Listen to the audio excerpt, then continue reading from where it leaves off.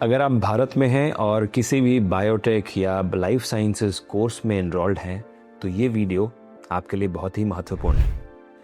अब ज़रा सोचिए, आपका कॉलेज जो आपको पढ़ा रहा है वो थियोरी है। उनकी लेबोरेटरी में उतने इक्विपमेंट्स शायद नहीं हो सकते हैं क्योंकि इक्विपमेंट्स बहुत कॉस्टली होते हैं। तो उनके पास बेसिक टेक्निक्स के इक्विपमेंट्स होंगे जो कि आपको प्रैक्टिकल में सिखाया जाएगा। लेकिन जब आप इंडस्ट्री में जाने की कोशिश करते हो, उनके पास तो डिमांड्स कुछ और ही है।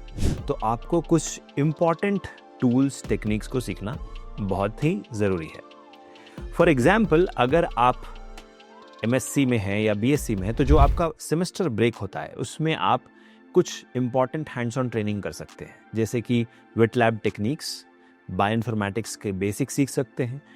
आप साइंटिफिक राइटिंग की एबिलिटीज़ को इम्प्रूव कर सकते हैं, पेपर पब्लिश करने की कोशिश कर सकते हैं, कुछ प्रोजेक्ट ज्वाइन कर सकते हैं और कॉन्फ्रेंसेज अटेंड कर सकते हैं, इंटर्नशिप्स कर सकते हैं, जर्नल्स को पढ़ सकते हैं।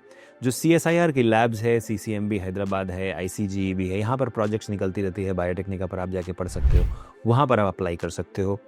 और आप ये जो टेक्निक्स है, PCR है या जो भी हैंड्स ऑन टेक्निक्स होती है वो आप सीख सकते हो। NGS डेटा एनालिसिस सीख सकते हो। और जब आप इंडस्ट्री के लिए अप्लाई करोगे तो सिर्फ आप ये नहीं लिखोगे कि मैं एक MSc या BSc या BTech बायोटेक हूँ, आप ये सारी स्किल्स भी लिखोगे। आपको मैं एक कहानी बताता हूँ। पिछले हफ्ते हमारे एक स्टूडेंट ने अप्लाई किया एक जॉब के लिए, वो रिजेक्ट हो गया। तो जब मैंने HR से बात किया कि क्यों रिजेक्ट किया, उसने कहा कि इसने NGS डेटा एनालिसिस नहीं सीखा है। मैंने कहा कि हमने सिखाया है लेकिन ये रिज्यूमे में लिखना भूल गया।